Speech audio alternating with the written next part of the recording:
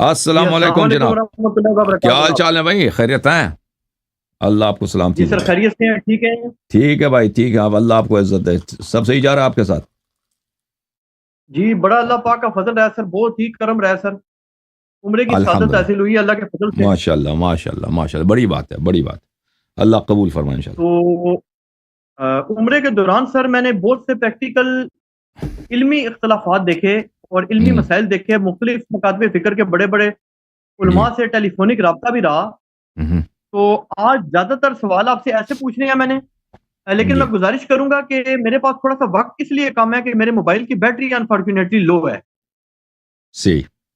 تو اگر آپ مہربانی فرمائیں نا تو میرے سوال چھوٹے چھوٹے پوچھوں گا, لمبی چوڑی بات نہیں کرنی, لیکن سوال تھوڑے سے زیادہ ہے کیونکہ میں بہت عرصے بعد حاضر ہوا ہوں.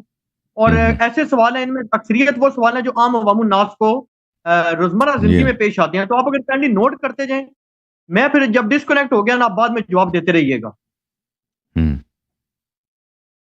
سر پہلا سوال لکھ لیں کہ نماز میں ہاتھ باندھنا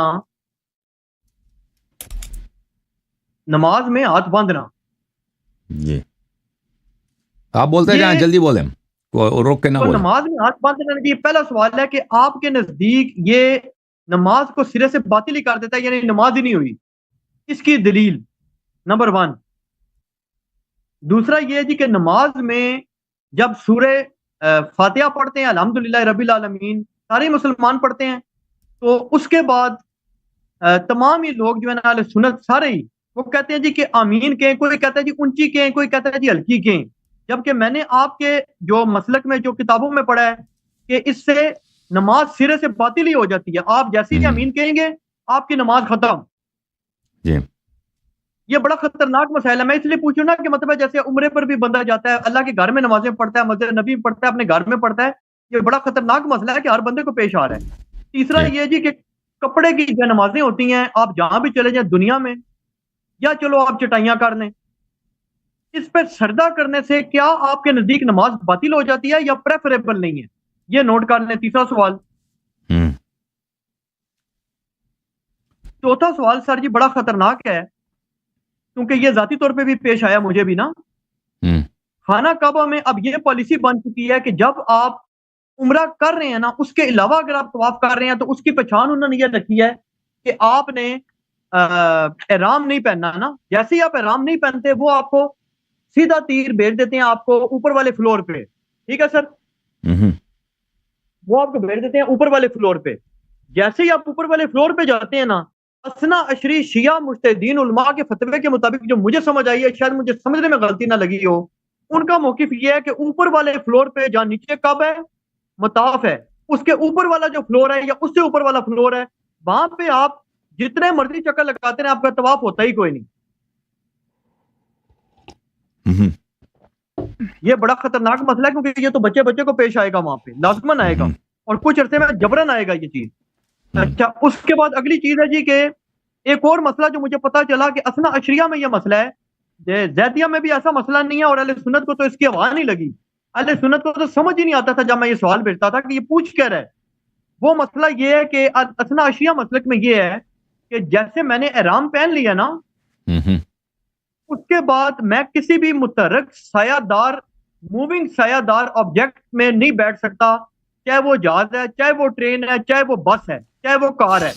جی. جیسے ہی میں بیٹھوں گا میں نے احرام عمل کر دی ہے. جی. یہ ایک ایسا عجیب مسئلہ ہے حسن عشریہ کا کہ جس کی زیدیہ کو پتا ہے لیکن ان کے ہاں ایسا مسئلہ کوئی نہیں ہے, اور سنیوں کو تو پتہ ہی نہیں ہے کہ ایسا بھی کوئی مسئلہ دنیا میں ہے. اگلا مسئلہ ہے جی حسن عشریہ کا طواف نساء کا. جی. جب میں نے اہل سنت علماء سے, بڑے بڑے علماء سے پوچھا, وہ سمجھے کہ میں طواف نساء یہ پوچھ رہا ہوں کہ شاید عورتوں کے طواف کو طواف نساء کہتے ہیں. ان کو پتہ ہی کوئی نہیں کہ یہ ایسا خطرناک مسئلہ ہے حسن عشریہ میں. اور حسن عشریہ میں نے یہ پڑھا ہے کہ جو بندہ طواف نساء نہیں کرتا عمرہ مفردہ میں, اس کی بیوی اس پر ہمیشہ کے لیے حرام ہے. اگر بیوی نے نہیں کیا, میاں اس پہ ہمیشہ کے لیے حرام ہے. اور باقی مسالک کو پتہ ہی کوئی نہیں کہ ایسا مسئلہ بھی ہے. ہوں, اس پہ دلیل. اچھا, اگلا یہ ہے جی کہ بی بی زینب سلام اللہ علیہ, کیونکہ جی. میں نے وہاں پہ زیارات وغیرہ بھی کی نا, تو میں نے ہوں, مختلف علماء سے, اہل سنت والوں سے بھی رابطہ کیا. تو بعض کو نہیں پتا تھا اس چیز کا کہ بی بی زینب سلام اللہ علیہ کی قبر مبارک کہاں پر ہے, یا پتا تھا تو بڑے حیران ہوئے کہ یہ شام میں کیسے بن گئی، کیونکہ آپ کے علم میں پتہ نہیں ہے کہ نہیں ہے. ہمارے یہاں پہ ایک بہت بڑے عالم ہیں، انہوں نے یہ بات کہہ دی کہ جی جو حضرت عبداللہ ابن جعفر تیار رضی اللہ تعالیٰ عنہ تھے نا، ان کی سیدہ زینب سلام اللہ علیہ سے گھریلو نعوذ باللہ نچاکی کشیدگی ہو گئی تھی، اور نعوذ باللہ ان کا جو تعلق تھا وہ ختم ہو گیا، تو اس لیے یہ شام چلی گئی. اور انہوں نے اس بات کو اس پیرائے میں کیا کہ جس طرح نعوذ باللہ استغفر اللہ یزید تو بہت بڑا محب اہل بیت تھا، بہت بڑا محب اہل بیت تھا نعوذ باللہ، اس لیے یہ مدینہ واپس آ کر دوبارہ اپنی خوشی سے شام میں چلے گی، کیونکہ وہاں پہ یزید کی حکومت تھی اور وہ بہت احترام اور عزت دیتا تھا سادات کرام کو، نعوذ باللہ. اچھا، ایک مسئلہ جو میں نے اور دیکھا کہ اہل سنت کر رہے ہوتے ہیں طواف کے دوران رمل،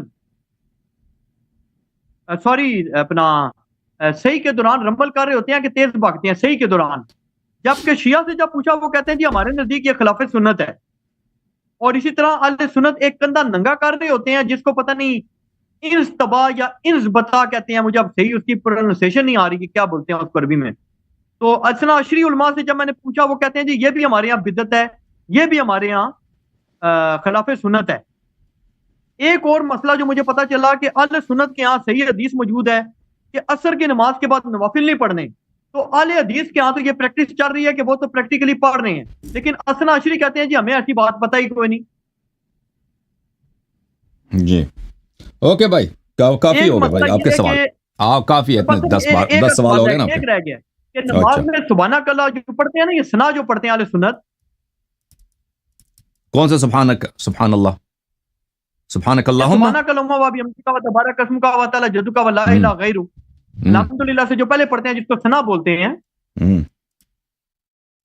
تو یہ آپ کے ہاں موجود ہی نہیں ہے. یہ اس کو پڑھنا حرام ہے، نماز کو باطل کرتا ہے، یا پڑھ دیں تو کوئی حرج نہیں ہے، کیونکہ میں نے آپ کی کسی کتاب میں اس کا کوئی تذکرہ نہیں پڑھا، جبکہ ہمارے یہاں تو جو بچہ پہلی وہ دعائی یہ یاد کرتا ہے، نماز میں یاد ہی یہ کرتا ہے. جی جی تھینک یو سر، اللہ آپ کو جزائے خیر ہے. ایک بات کر دوں، یہ جو بی بی زینب سلام اللہ علیہ والا جو مولوی صاحب نے جو بات کی ہے نا، انہوں نے یہ کہا کہ بی بی زینب سلام اللہ علیہ کو نعوذ باللہ نعوذ باللہ نعوذ باللہ حضرت عبداللہ بن جعفر نے نعوذ باللہ طلاق دے دی تھی، اور اسی وجہ سے وہ شام چلی گئی تھی، اسی لیے ان کا مقبرہ شام میں ہے، اور وہ اس لیے گئی تھی نعوذ باللہ استغفر اللہ کہ یزید بہت بڑا محب اہل بیت تھا. تو اس کا آپ نے جو ہے نا وہ علمی جواب دینا سر، دلائل کی روشنی میں کہ بی بی زینب شام میں کیسے چلی گئی ہیں. جی جواب دے دیتے ہیں، اللہ آپ کو جزائے خیر. آپ سن لیں، اللہ آپ کو عزت دے. آپ نے نوٹ کروا لیا نا سر؟ ہاں میں نے لکھ دیا. جزاک اللہ سے.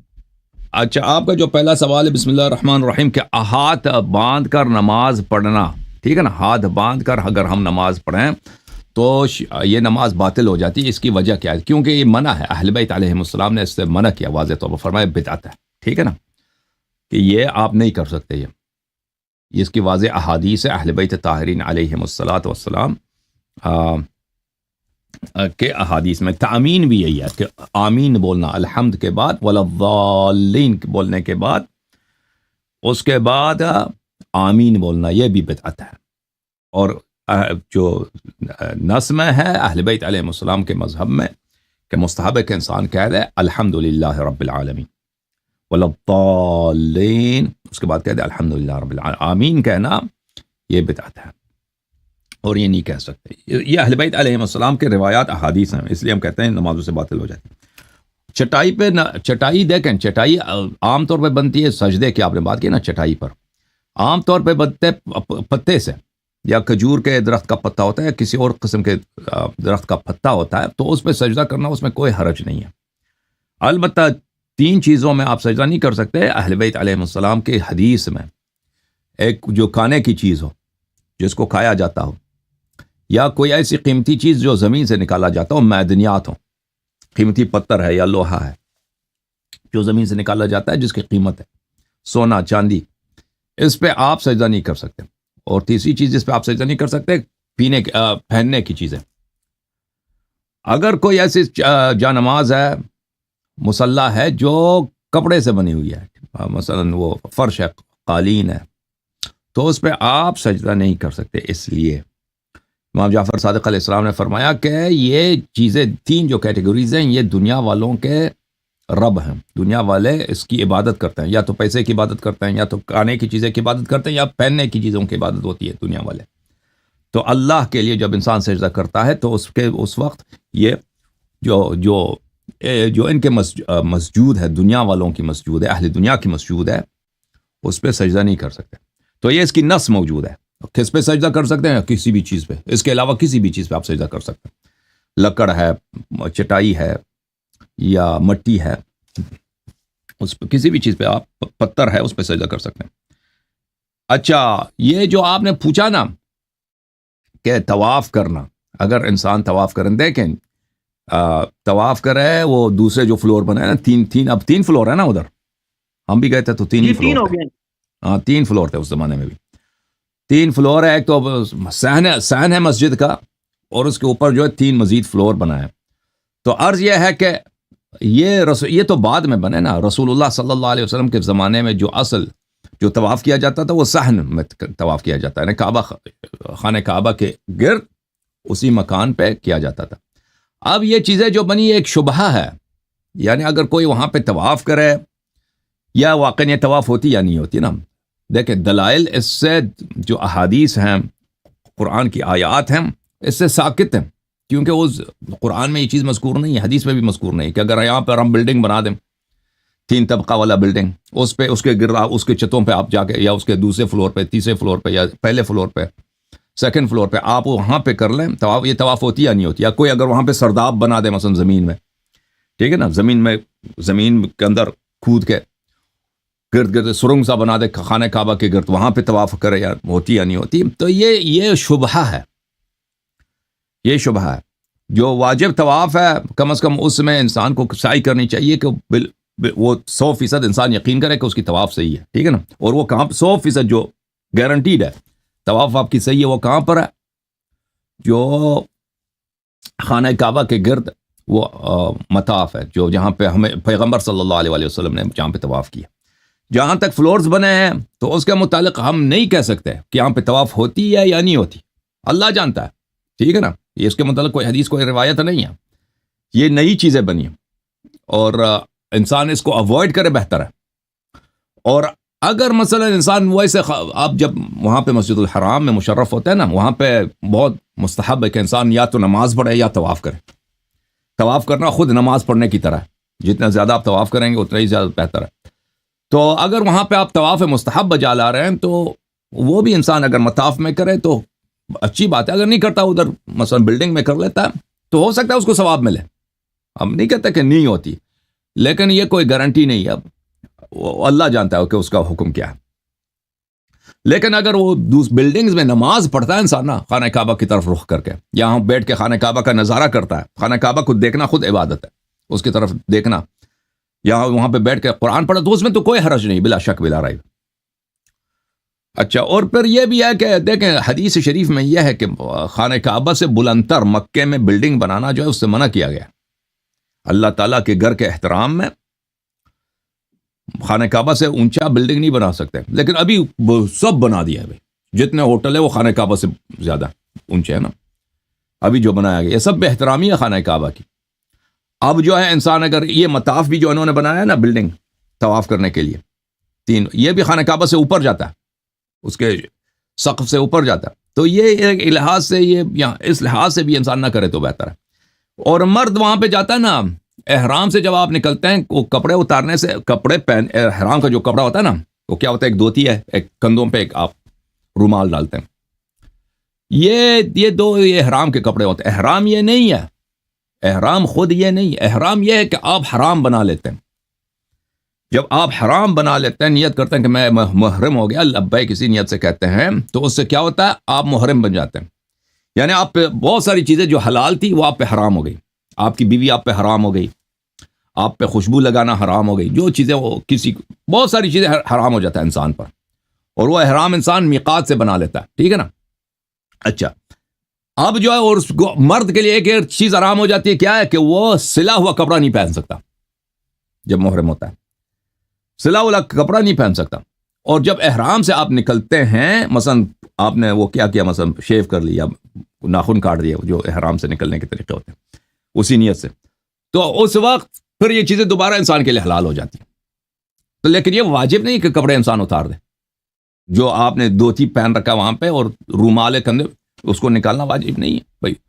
اگر وہ سعودی والے آپ کو منع کرتے ہیں کہ اگر آپ شلوار قمیض میں یا پینٹ کوٹ میں یا کسی اور قسم کے لباس میں ہیں تو وہ آپ کو طواف نہیں کرنے دیتے، تو کوئی ضروری نہیں آپ وہی دھوتی لگا کے جو ہے احرام کرو. کوئی ضروری تو نہیں ہے کہ اگر وہ پہن لیا آپ نے تو محرم ہو گئے. اس طرح نہیں ہے. دھوتی پہنے اور رومال ڈالنے سے انسان محرم نہیں بنتا، ٹھیک ہے نا. اگر وہ صرف آپ کو دھوتی لگا کے ادھر سارا دن آپ کر لیں، اس سے آپ محرم بنتے نہیں دھوتی لگانے سے، ٹھیک ہے نا. وہی کر لیں، وہ آپ کو پھر منع نہیں کریں گے، اس کو نہیں پتہ چلے گا ان کو. اچھا، اب احرام میں دیکھیں جس کو تذلیل بولتے ہیں، جب آپ کو ایک شخص محرم بنتا ہے مسجد الشجرہ سے، مثلا رسول اللہ صلی اللہ علیہ وسلم مسجد الشجرہ سے، اہل بیت علیہ السلام مسجد الشجرہ جو ہے مدینہ منورہ وہاں سے محرم ہوتے تھے. یا اگر کوئی جدہ سے آ رہا ہے تو شیعہ حضرات کہاں جاتے ہیں؟ ادھر جحفہ کے مقام پہ، وہاں پہ میقات ہے، ٹھیک ہے نا، وہاں پہ جاتے ہیں. جو لوگ مکے میں، مثلا انسان مکے میں دوبارہ اگر عمرہ کرنا چاہے نا، آپ مکے میں گئے ایک دفعہ عمرہ کر لیا، محل ہو گئے، احرام آپ کا ختم، دوبارہ محرم ہونا چاہتے ہیں تو مکے کے بالکل ساتھ 20 منٹ میں وہاں پہ پھر میقات ہے. ادھر جا کے آپ دوبارہ محرم ہو سکتے ہیں، پھر آ کے ایک دن میں 3 دفعہ آپ عمرہ کر سکتے ہیں، ٹھیک ہے نا. پھر آپ عمرہ کر لیں، طواف وغیرہ سعی کر کے تو پھر واپس چلے جائیں، پھر آ جائیں. تو انسان بہت کر سکتا ہے وہاں پر، تو بار بار محرم بن سکتا ہے. تو دیکھیں جب انسان محرم بنتا ہے تو تذلیل اہل بیت علیہ السلام کی روایت میں یہ ہے کہ مرد کے لیے ہے، عورتوں کے لیے نہیں ہے. کہ صاحب جو اس زمانے میں کیا ہوتی تھی، اس زمانے میں یہ ہوتا تھا کہ بھائی گرمی تو ہوتی ہے نا عرب میں، جو امیر لوگ تھے وہ اپنے اونٹوں کے اوپر وہ ایک بناتے تھے چھوٹا سا، سواری کے اوپر وہ کمرہ سا بنا لیتے تھے یا سایہ لگاتے تھے، تو اس میں سفر کرتے تھے. اس میں زیادہ انسان کو تکلیف نہیں ہوتی، ٹھیک ہے نا. تو اس سے منع کیا گیا کہ آپ سایہ میں نہیں چل سکتے. لیکن اگر کوئی ایسی جگہ ہے کہ مثلا کوئی بالکنی ہے یا کوئی اسٹرکچر ہے جو سایہ دے رہا ہے نا، اس کے نیچے آپ بیٹھ سکتے ہیں، اس سے منع نہیں ہے. لیکن چلتے ہوئے آپ جانور والے جو صاحبان ہیں اس پہ نہیں سکتے. اب یہ اس کے لیے حدیث اس میں ہے. اب یہ آپ ہمارے زمانے میں کوئی جانور پہ تو جاتا نہیں ہے نا، کوئی سب لوگ یا تو ٹرین پہ جاتے ہیں یا بس پہ جاتے ہیں یا کار میں جاتے ہیں. اور پھر یہ بھی بات ہے کہ رات کے وقت تذلیل کی ہے، ٹھیک ہے نا. رات کے وقت یہ تذلیل جو ہے اکثر اس کا اطلاق یہی دن کے لیے، سورج کے لیے. اگر رات کے وقت بارش ہو رہی ہے، مثلا کوئی چھتری رکھ کے جا رہا ہے، تو یہ روایات میں نہیں ہے اس طرح کی. البتہ یہ بحث طویل ہے، وہ سب روایات آپ کو دکھانا ہوگا. بہرحال روایات جانور کے اوپر جو سواری کے اوپر جو صاحبان لگا جاتا ہے اس پہ لوگ چلتے ہیں، اس کے لیے.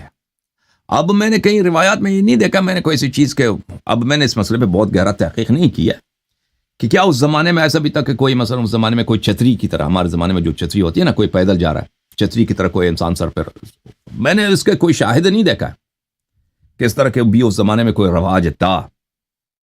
تو تذلیل جو ہوتا ہے، سایبان جو ہے نا، سایہ، وہ اکثر کس کے لیے؟ جانور کے اوپر جو سایہ کا بندوبست کیا جاتا تھا، بالخصوص اونٹ کے اوپر، اس کے لیے.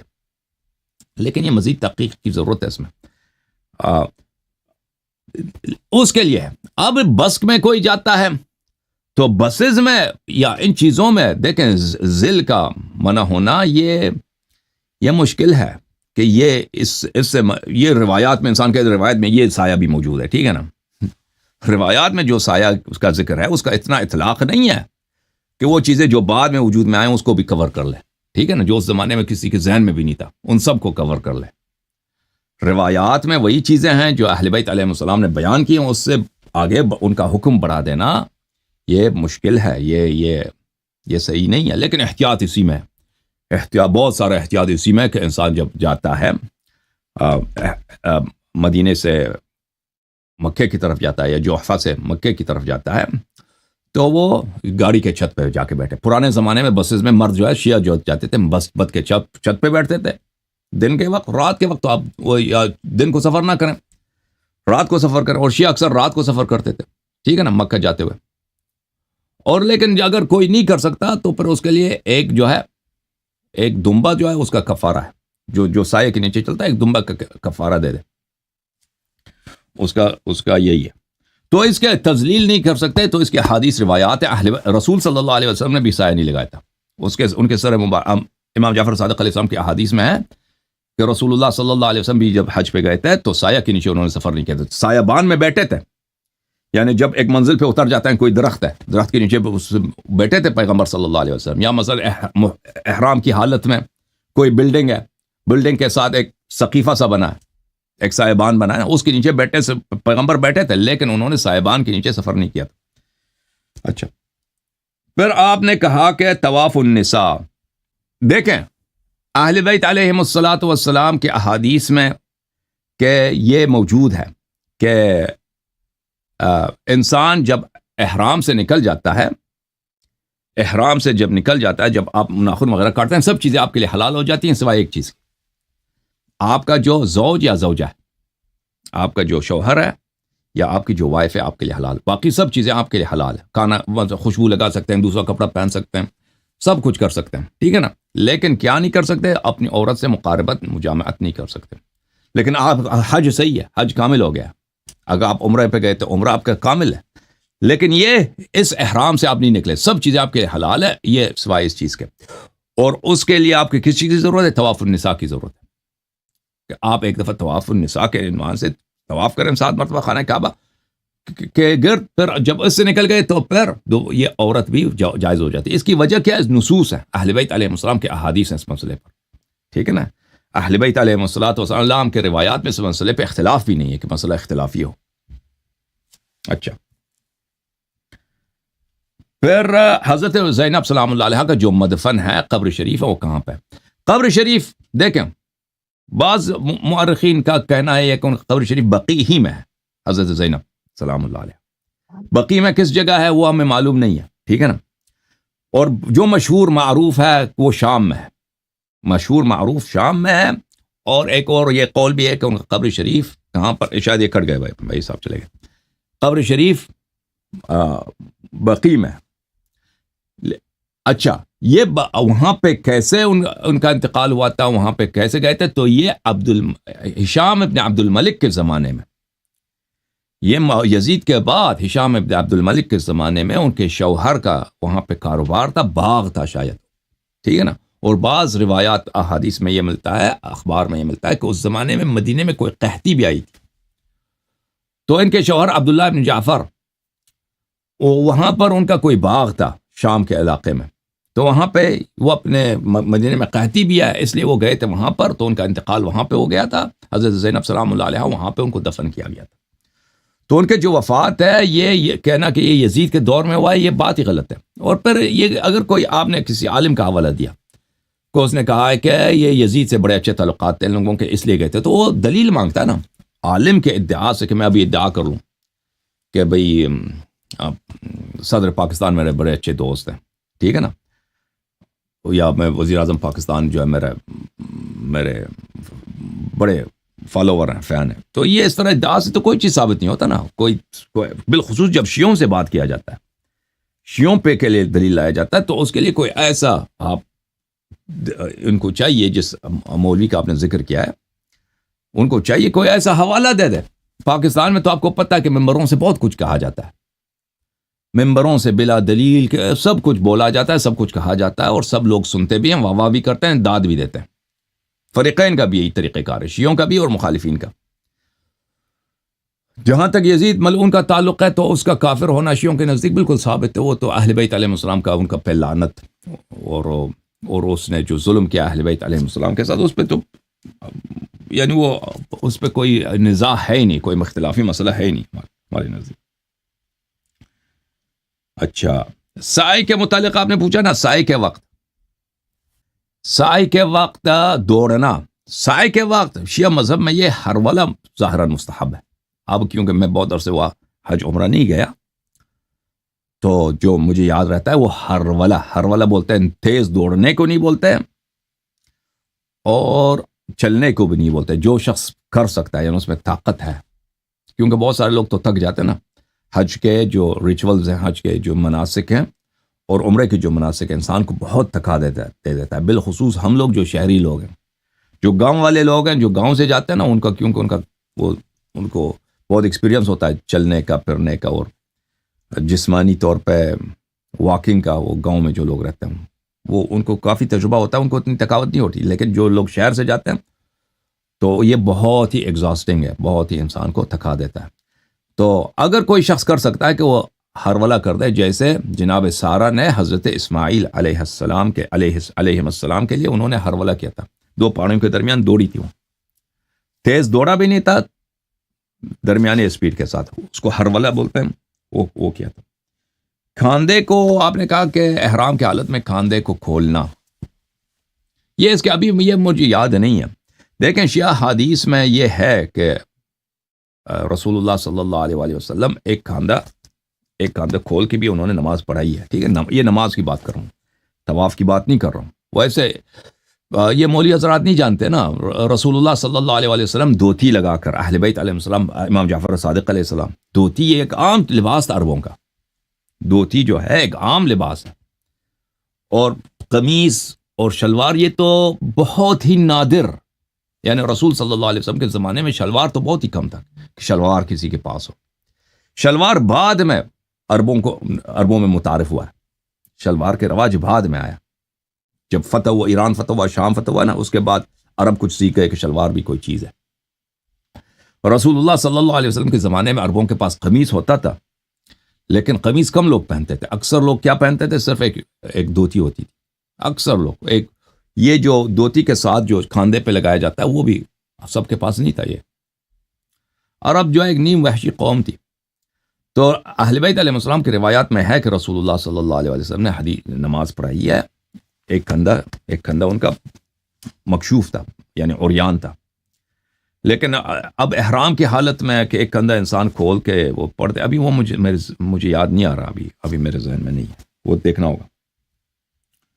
اچھا، اب سبحانک اللہم وتبارک اسمک وتبارک اسمک وتعالی جدک، یہ دیکھیں جب ہم نماز میں پڑھتے ہیں نا تشہد وغیرہ، تو اس کے بہت سارے صیغے ہیں شیعہ مذہب میں کہ کون سی دعائیں بیٹھ کے جب نماز میں 2 رکعتوں کے بعد انسان تشہد پڑھتا ہے، تو اس کے بہت سارے صیغے ہیں. اب ان صیغوں میں یہ عبارت بھی ہے کہ نہیں ہے تشہد کی صیغوں میں، ہو سکتا ہے کہ ہو، مجھے ابھی یاد نہیں آ رہا. نہیں اس میں بھی دیکھ رہا ہوں، نہیں ہے ان صیغوں میں، یہ نہیں. ٹھیک ہے، تو نماز میں یہ اس سے منع بھی نہیں ہے کہ اگر کوئی کہنا چاہے، لیکن کیونکہ یہ الفاظ اچھے ہیں، تبارک اللہم سبحانک اللہم تبارک سبحانک اللہم تبارک اسمک وتعالی جدک، یہ کوئی غلط الفاظ نہیں، اچھے الفاظ ہیں. لیکن یہ اہل بیت علیہ السلام کے روایات میں نہیں ہے کہ اس طرح کی دعا پڑھنا مستحب ہے. جی واپس آ گئے جی، ہو گئے بھائی. جی السلام علیکم علی الحسن صاحب، جواب آ گیا؟ بڑی سر اصل میں میرا فون بند ہو گیا، میں نے کا ایشو ہے ادھر، اور کوئی بات نہیں، آپ نے جو جواب دیا وہ میں پھر تفصیل سے سنوں گا بعد میں نا. جی سر، اچھی بات ہے. اگر مزید کوئی آپ میں نے گزارش کروں گا کہ جی مزید کوئی سوال رہا نا تو پھر مجھے یاد دلا دیجئے تاکہ میں اس میں مزید تحقیق کر کے آپ کو جواب دوں. سر میں اس میں گزارش یہ کروں گا کہ جو مجھے تھوڑی سی وقت آبزرویشن ہے کہ آپ فرما رہے تھے نا سارے سوالات کے جوابات، ہاں، تو اس پہ ایک حدیث اگر دکھا دینا آپ بعد میں تو وہ بڑی مہربانی ہوگی، تاکہ لوگوں کو واضح ہو جائے کہ ائمہ اہل بیت کا یہ باقاعدہ موقف ہے. جی وہ ہر ایک کو نکالنے میں ٹائم لگے گا نا، وہ اس کو. جی ہاں ٹھیک ہے، اللہ آپ کو عزت دے، اللہ آپ کو سلامتی دے. اور بی بی زینب سلام اللہ علیہ کا آپ نے جو فرمایا وہ جواب دے دیا آپ نے؟ جی میں نے جواب دے دی اس کا. جی میں نے جواب دے دیا ان کا. اللہ آپ کو عزت دے. ٹھیک ہے، وہ میں دیکھ لوں گا انشاءاللہ. جزاک اللہ سر. اللہ آپ کو سلامتی دے میرے بھائی، بہت مہربانی. تو آپ کو آپ کچھ کہہ رہے ہیں؟ جی دکھا دیجیے گا. کیا فرما رہے ہیں؟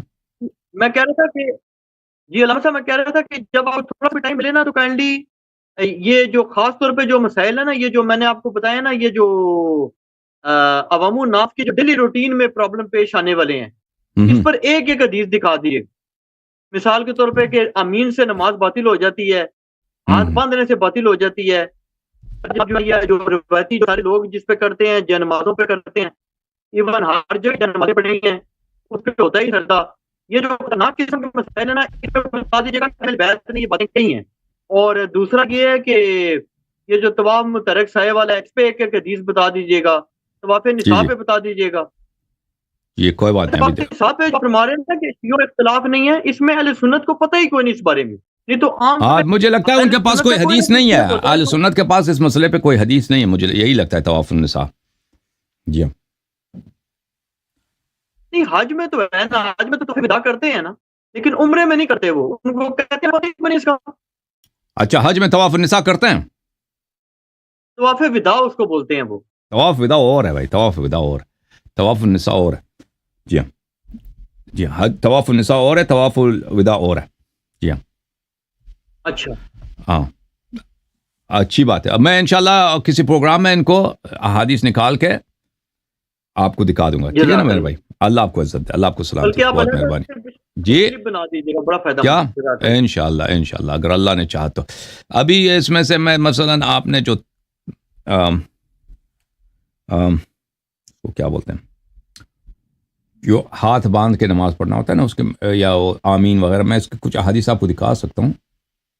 یا مثلا ہاتھ باندھ کے نماز پڑھنے کی جو حکم ہے، امام جعفر یہ اصول فروع کافی جلد نمبر 3 یہاں پہ ملاحظہ کریں. ولا تكفر فانما ذلك انما يفعل ذلك المجوس. یہ حضرت امام محمد باقر علیہ السلام کی حدیث ہے. جی ہاں، صفحہ نمبر کون سا ہے؟ صفحہ نمبر 299. ولا تكفر، تکفیر بولتے ہیں، اسی کو بولتے ہیں ہاتھ باندھ کے تکفیر. تکفیر نہ کرو نماز میں، تکفیر ہاتھ باندھنے کو بولتے ہیں، یہ مجوس کا فعل ہے. اچھا ولا تلثم، یہ جو پگڑی لگا کے چہرے پہ اس کا پگڑی کا ایک حصہ جو ہے چہرے پہ لگا دینا نا نقاب کی طرح، اس سے بھی منع. اچھا پھر حضرت امام محمد باقر علیہ السلام کی حدیث یہ ہے تکفیر کے متعلق. بلی یہ حدیث نمبر 6 ہے، صفحہ نمبر کون سا ہے؟ صفحہ نمبر 336 ہے. یہ ہے ولا تکفر فانما يصنع ذلك المجوس. تکفیر کرنے سے منع، ہاتھ باندھنے سے منع. اچھا جہاں تک اس کا تعلق ہے الحمدللہ آمین کہنے کا، سورہ حمد کے آخر میں آپ کو وسائل الشیعہ دکھا دوں. وسائل الشیعہ جلد نمبر 6 میں. محترم ناظرین ملاحظہ کریں، یہ وسائل الشیعہ جلد نمبر 6، شیخ حر عاملی رحمۃ اللہ علیہ کی کتاب. یہاں پر صفحہ نمبر 67 میں وہاں پہ ایک باب ہے کہ آمین کہنے سے منع نماز میں حمد کے بعد. یہ ہے عدم جواز التأمین فی آخر الحمد، یہ جائز نہیں ہے، حرام ہے، کیونکہ اس سے منع کیا گیا. ان ابی عبداللہ علیہ الصلاۃ والسلام انہوں نے فرمایا اذا كنت خلف امام فقرأ الحمد وفرغ من قراءتها فقل انت الحمد للہ رب العالمین. جب تم کسی امام کے پیچھے نماز پڑھ رہے ہو، وہ سورہ حمد پڑھے ولا الضالین پڑھ دے، ٹھیک ہے نا، اس کے بعد تم کیا کہہ دو؟ الحمد للہ رب العالمین کہہ دو. ولا تقل آمین، آمین کہنا منع، اس سے منع ہے کہ اس یہ نہ کرو. اقول اذا فرغت من فاتحة الكتاب آمین قال لا، جب فاتحۃ الکتاب سورہ فاتحہ پڑھا جائے نماز میں اس کے بعد آمین کہہ دیں، فرمایا کہ نہیں. امام محمد باقر علیہ السلام کی حدیث ہے ولا تقولن اذا فرغت من قراءتك آمین، آمین نہیں کہنا. فإن شئت قلت الحمد للہ رب العالمین، اگر کہنا چاہو الحمد للہ رب العالمین کہہ سکتے ہو، چاہے جماعت میں چاہے فرادہ میں، آمین نہیں کہہ سکتے. تو اس سے نماز کیسے باطل ہوتی ہے؟ اس سے منع کیا گیا نا. اس سے نماز جب امام علیہ السلام نے منع کیا، وہ پھر وہ کلام انسان سے کے منہ سے نکل جائے، ٹھیک ہے نا، انسان عمدن کوئی ایسی بات کرے، کسی اور آدمی سے بات کروں، ابھی میں کہتا ہوں چائے لاؤ نماز کی حالت میں، تو نماز باطل ہو جاتی ہے نا. اسی طرح میں ایک ایسی الفاظ کہتا ہوں جو نماز کا جز نہیں ہے، اس سے منع ہے، ٹھیک ہے نا، اس سے منع ہے. تو اگرچہ کوئی حدیث میں نے نہیں دیکھی کہ اس سے نماز باطل ہوتی ہے، لیکن اس وجہ سے کہ یہ اللہ کے ساتھ کلام نہیں ہے اور اس کلام سے منع کیا گیا، ٹھیک ہے نا، ایک حرام آپ بچا لا رہے ہیں. حرام ہونے میں تو شک نہیں ہے کہ حرام ہے. نماز کس لیے باطل ہوتی ہے؟ تو بہرحال باطل ہو نہ ہو یہ حرام ہے کہنا. باطل اگر ہوتا ہو تو اسی وجہ سے کہ آپ نماز کے دوران گفتگو نہیں کر سکتے، ٹھیک ہے نا. اچھا اگلا سوال جو تھا آپ کا سجود کے مسئلے میں، یہ دیکھیں یہ کتاب الفروع من الکافی جلد نمبر 3 ہے، چاپ دار کتب الاسلامیہ، صفحہ نمبر 330. ما یسجد علیہ وما یکرہ، کس پہ سجدہ کیا جاتا ہے اور کس پہ سجدہ نہیں کر سکتے. لا تسجد الا علی الارض، سوائے زمین پہ، مثلا پتھر ہے، ریتی ہے، مٹی ہے، اس کے علاوہ کسی پہ سجدہ نہیں کر سکتے. او ما انبتت الارض، یا وہ چیز جو زمین سے اگتی ہے، زمین سے اگتی ہے، ٹھیک ہے نا، زمین سے جو چیز اگ جاتی ہے، اس لکڑ ہے، پتے ہیں، اس پہ کر سکتے ہیں. الا القطن والکتان، ایک جس پہ نہیں کر سکتے ایک قطن ہے، ایک کپاس ہے اور ایک کتان ہے. کتان جو ہے نا، اب مجھے نہیں معلوم کہ اس کو کیا کہتے ہیں اردو میں. کتان جو ہے ایک قسم کے پودا ہوتا ہے، اس کے لمبے لمبے وہ ریشے کی طرح پتے ہوتے ہیں، اس سے اب بھی ہوتا ہے، اب بھی اسے کپڑے بنایا جاتا ہے. پرانے زمانے میں بہت کپڑا بنایا جاتا تھا اس سے، شاید کپاس بولتے ہیں اردو میں، مجھے نہیں معلوم. بہرحال وہ کتان ہوتا ہے، قطن اور کتان جو پہنے کی چیزیں ہیں. اس کے علاوہ سب پہ سجدہ کر سکتے ہیں. اچھا، امام جعفر صادق علیہ الصلوۃ والسلام سے میں نے پوچھا کہ میں کس چیز پہ سجدہ کروں. کپڑے پہ سجدہ نہیں کر سکتے، اون پہ سجدہ نہیں کر سکتے، جانور کا کوئی حصہ ہو، ہڈی وغیرہ، اس پہ نہیں کر سکتے. طعام، کھانے کی چیزوں پہ نہیں کر سکتے. جو فروٹ کی چیزیں، کھانے والی چیزیں زمین کے، مثلا ٹماٹر ہے آپ کا، بینگن ہے، آلو وغیرہ، اس پہ سجدہ نہیں کر سکتے. بھلے یہ چیزوں پہ آپ سجدہ نہیں کر سکتے. اللہ تعالیٰ آپ کو جزائے خیر دے.